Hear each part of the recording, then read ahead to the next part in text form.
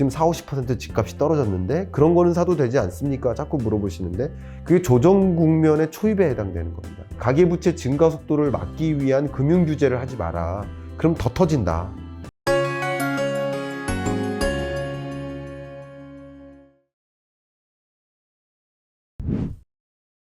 뭐 한국 같은 사이즈에서 내수 경기는 뭐 일단 비중을 많이 차지하지 않는다고 하더라도 그럼에도 불구하고 수출이 보통 안 되면 중국 같은 큰 시장을 갖고 있는 나라는 내수 시장으로 이제 경제 성장을 도모하지 않습니까? 맞아요. 한국이 이제 이런 무역 수지 적자가 이어지는 환경에서 과연 내수 경기도 반절 꾀할 만한 카드가 있나 이게 궁금하거든요. 예. 안 좋다만 말씀드리는데 제발 좋은 것 좀 가져와 보세요. 좋은 거 있습니까? 기자님 계속 기사 쓰시지만 좋은 게 있습니까? 잘 안 보이긴 합니다. 고물가, 고금리, 그리고 고환율, 무역 적자, 경상수지 적자. 그러니까 우리 PD님 좋은 게 있어요? 좋은 게 있으면 말해요. 그러니까 좋은 게 없어서 그래요. 그래서 저는 23년 경제는 또 22년보다 더 암울할 거라서 그래서 제가 여러분께 뭐 불안감을 조성하는 목적이 절대 아니고요. 바로 알자는 의미입니다. 23년을 바로 알자. 근데 우리나라에서는 수출이 차지하는 전체 GDP에서 차지하는 그 비중, 순수출로 하면 얼마 안 되겠지만 수출로만 따지면은 뭐 40%가 넘으니까 정말 막대한 비중이에요. 기업 입장에선 절대적이죠. 수출이라는 것이. 수출이 막히면 도미노로 막히는 거예요. 그러니까 설비 투자가 주는 거예요. 270만 호 건설이라든가 GTX라든가 이런 인프라 조성이라는 영역에서 공공부문의 건설 투자는 그나마 지탱을 해주는데 근데 민간 기업들의 건설 투자 규모가 급격히 줍니다. 왜냐면 이렇게 부동산 경기가 안 좋은데 하겠습니까? 별로 없어요. 그런 면에서 자, 투자 위축돼요. 그죠? 설비 투자, 건설 투자, 그리고 지재 투자 다 위축돼요. 그리고 소비자는 소비가 위축돼요. 수출 위축돼요. 그러니까 결과적으로는 기업들이 졸라매기를 할 수밖에 없고 그런 것들이 앞에 공급 사슬단에 있는 앞에 있는 기업들에게도 같은 가혹한 그런 상황을 만들어주고 그것이 이제 조금 있다가 한 3개월에서 5개월 정도 후에 이제 고용 침체로도 연결이 됩니다. 고용 침체는 나중에 일어나는 거예요. 그래서 여러분들이 정말 심각한 경기 침체 왔다라는 것을 확인하는 그 지점, 그거는 아마 실업률로 확인하게 돼요. 그 실업률이 높게 되는 것은 겨울을 지나면서일 겁니다. 경기 침체가 발생한 후 한 3-4달 있다가 고용 침체가 시작됩니다. 원래 수순이 그렇거든요. 한번 생각해 보세요. 우리 기업 내에서도 희망퇴직 뭐 절차가 있고 퇴직 절차가 있고 이게 하면 실제 취업자가 실업자로 전환되는 구간이 한 2-3개월 있다가 나타나 아무리 빨라도 그런 것을 생각해 본다면 고용 침체를 만났지 않았기 때문에 지금은 둔화인 것이고 23년에 이제 침체라는 것을 여러분이 마주하게 되실 거죠. 가온랜드 전부터 사실 문제가 됐던 게 부동산 프로젝트 파이낸싱이란 말이죠. 결국 그 땅만 있는 상태에서 향후 지어질 건물을 담보로 구체적인 사업 계획을 근거로 이제 대출을 받고 나중에 건물을 지으면 또 대출 또 추가적으로 받는 그런 구조지 않습니까? 그거 부동산 PF 때문에도 올해 여름부터는 계속 언제 터진다 문제가 많았거든요. 근데 이제 와서 문제가 본격화되고 있는데 가계부채 이런 부동산 가격 급락 이게 많은 분들이 이제 일본식 버블 붕괴, 부동산 버블 붕괴를 걱정하고 계시거든요. 그 다음에 이 가계부채가 너무 늘어난 상황에서 이렇게 부동산 버블까지 터져버리면 정말 걷잡을 수 없는 장기 침체의 고를로 들어간다. 이런 말씀하시는데 한국 그 부동산 PF 시장과 그리고 가계부채 이 두 개가 맞물려서 벌어질 내년도 전망에 대해서는 좀 여러분들이 이제 체감적으로 느낄 그 침체 그게 아마 이런 부동산 시장이나 가계부채에서 좀 나타날 것이라고 생각을 합니다. 그 매도세를 부추기고 매수세를 약화시켜요. 대출금리가 그겁니다. 이자 상환 부담이 커지기 때문에 구매 의사를 자극하는 것뿐만 아니라 구매 여력 자체를 축소시켜요. 월급쟁이 근로자가 내가 한 달에 이자 50만 원은 상환할 수 있어. 그러니까 1억 정도 대출 받을 거야 라고 했던 사람이 같은 대출 규모인데 이제 150만 원을 내라고 해요. 그거는 못한다 이거죠. 내 호주머니 사정이 그러니까 구매 여력을 축소시키는 거예요. 그러니까 구매 의사뿐만 아니라 이것은 주택 가격이 23년 연중에 반등한다 하더라도 저도 제 채널을 운영하고 있으니까 많은 분들이 상담까지 오세요. 제가 근데 제가 개인 투자 상담은 못한다. 근데 제가 댓글은 다 달아드리거든요. 근데 상담이 나 이제 결혼하는데 지금 40~50% 집값이 떨어졌는데 그런 거는 사도 되지 않습니까? 자꾸 물어보시는데 그게 조정 국면의 초입에 해당되는 겁니다. 자, 문제는 뭐냐면 제가 계속 끊임없이 주장해 왔던 것이 가계부채 2,000조 규모의 문제가 아니다. 2,000조의 문제가 아니다. 상환할 능력이 있는 부채의 규모는 문제가 없다. 부채의 문제는 고위험군의 문제다. 이들은 가계부채 규모가 자산 규모보다 큰 경우에요. 이 규모가 환산해 보니까 69조 원 정도 됩니다. 그러니까 이 부채가 위험하고요. 이 고위험군의 부채이면서 또 취약차주라고 해서 또 다른 기준이에요. 채무 불이행 가능성이 높은 그런 계층을 취약차주, 금융부채 취약가구 뭐 이렇게 표현을 해볼까요? 취약차주라고 정의를 내립니다. 그러니까 이들의 부채가 역시 한 7~80조 정도 돼요. 계산을 해보니까 대략 한 5% 규모의 부채거든요. 그럼 1,800조 중에 5% 정도 계산하면 대충 나오죠. 근데 이 부채와 이 부채가 교집합이 많아요. 그러니까 이게 다가 아니라 맥스로 치면 교집합이 많으니까, 그러니까 이 사람이 고위험군이기도 하고 취약차주이기도 한 거예요. 그러니까 이들의 부채가 위험한데 그걸 굳이 어림잡아 환산해 보면 대략 100조 정도 됩니다. 그래서 제가 계속 말씀드렸던 게 2,000조의 문제가 아니니까 가계부채 증가 속도를 막기 위한 금융규제를 하지 마라. 그럼 더 터진다. 이 가계부채 문제의 핵심은 이 100조의 문제가 있다. 제가 계속 말씀드렸던 거야, 이것은. 그들의 채무 상환 능력을 보존하는 게 우리 정책의 대응이어야 된다라는 것이고. 근데 그런 게 더 점증되면 될수록 부동산 가격은 조정되는 거예요. 전국 아파트 매매 가격 상승률, 주간 기준으로 여러분께 말씀드리면 지금 계속 조정되다가 마이너스 0.3%까지 떨어졌습니다. 그래서 지금 이미 2~3개월 전부터 마이너스로 전환됐고, 지금 마이너스세가 계속 더 가혹하게 떨어지고 있는데 이것은 제가 봤을 때 23년 중반, 어떻게 보면 금리의 고점에 이를 때 그게 23년 중반이라고 보고 있거든요. 초중반, 대략 한 2분기, 3분기 이 정도가 기준금리의 정점이라고 생각합니다. 그 지점에서 시중금리가 가장 높아요.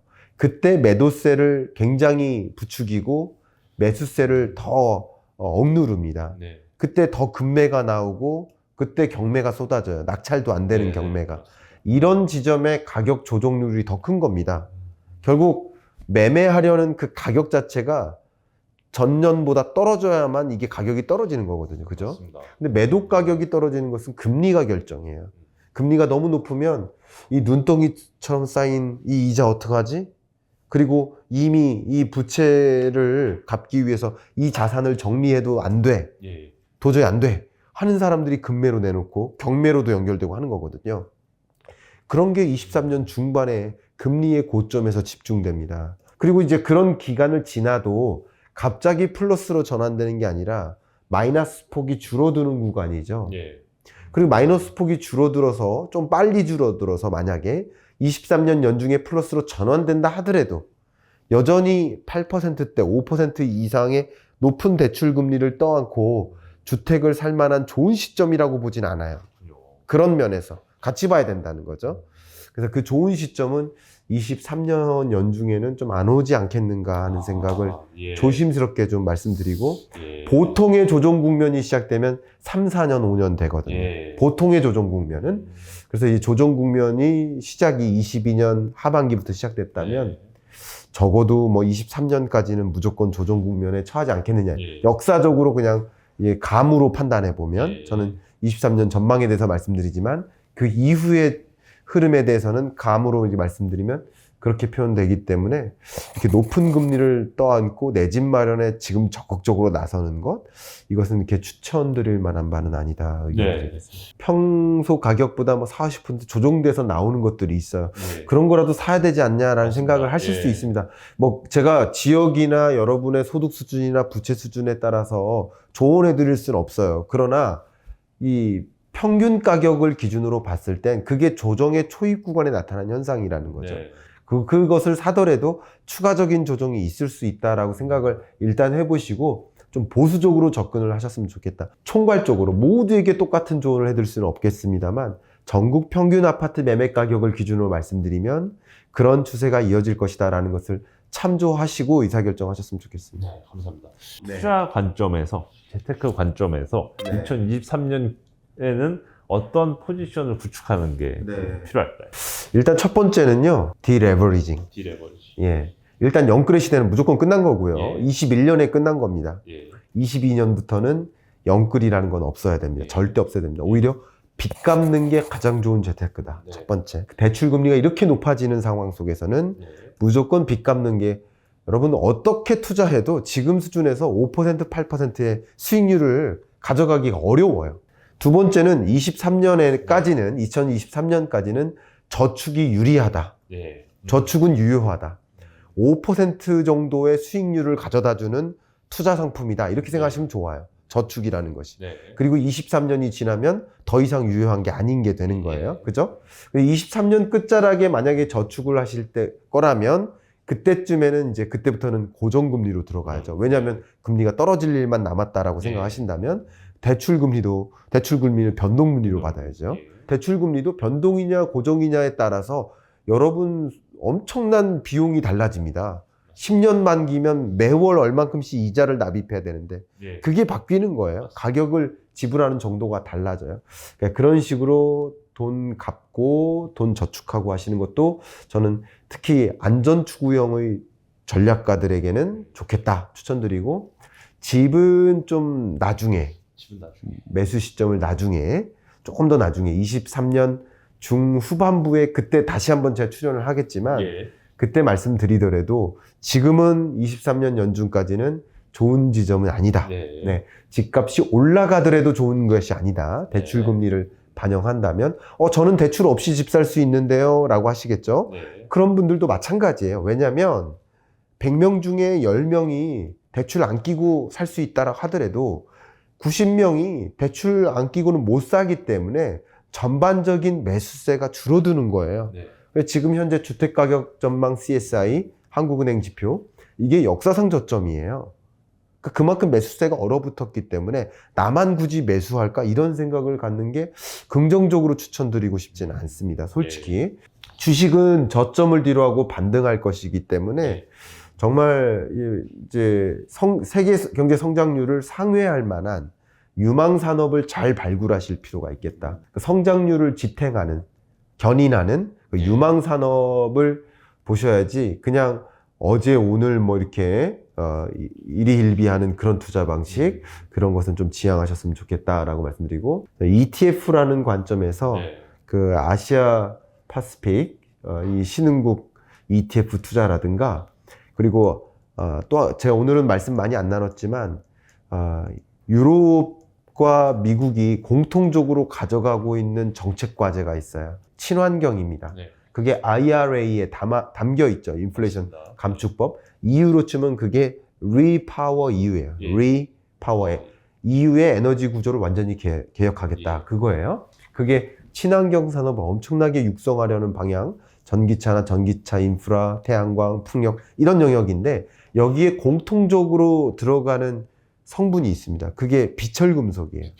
비철금속에는 구리, 리튬, 흑연, 그리고 코발트, 이런 것들이, 이런 것을 이제 그린 메탈이라고 표현하는데, 네. 이런 수요가 폭발적으로 늘어납니다. 그리고 탈세계화가 진전되면서 기존에 이것을 구하던 공급처로부터 공급이 제한적이 될 수 있어요. 그럼 굉장히 중요한 시그널이고요. 그런 관점에서 이런 그린 메탈 ETF라든가 이런 것을 추종한 투자 추천될 만하고요. 금리 인상의 속도 조절론이 나왔죠. 속도 조절론이 이제 집중되는 그 지점. 그래서 어느 지점부터 미국의 금리 인상 속도가 주춤해지고, 다만 유로존이나 영국 같은 나라가 더 그 금리 인상 행보를 더 강하게 해요. 미국을 따라잡진 않지만 그 실링까지 쫓아오면서 추격하는 모습이에요. 이게 뭐냐면 달러 강세가 약해지는 거예요. 그래서 그 지점이 이제 올해 끝자락이, 그러니까 주가하고 거의 비슷하죠. 주가의 저점과 환율의 고점하고 비슷해요. 그런 것을 생각해 보면 달러 인버스 투자, 이것도 저는 좀 추천을 드리고 싶은 의견입니다. 이 정도로 의견 드리겠습니다. 감사합니다. 또 마지막으로 그러면 이 방송을 오늘 좀 정리하면서 한 말씀. 제가 23년 경제 전망서를 발간하면서 여러분들께 이 23년 경제를 들여다볼 수 있는 기회가 됐으면 좋겠다라는 말씀을 꼭 드리고 싶고요. 지난 몇 개월 전에 나와서도 말씀드렸듯이 좀 국면을 정의했으면 좋겠다. 22년은 어떤 국면인가? 또 23년은 어떤 국면인가? 그 해를 좀 정의 내려보고 그 해의 성격에 걸맞게 투자 포트폴리오를 구축한다면 여러분 항상 잃지 않는 투자 하실 수 있지 않을까 네. 그런 말씀 꼭 조언드리고 싶습니다. 감사합니다. 지금까지 자이언트TV 양업성 기자였고요. 김광석 교수님, 경제 읽어주는 남자께서 명쾌하게 정리해 주신 재테크 전략 한번 염두에 보시고 투자 한번 준비하시길 바라겠습니다. 네, 감사합니다.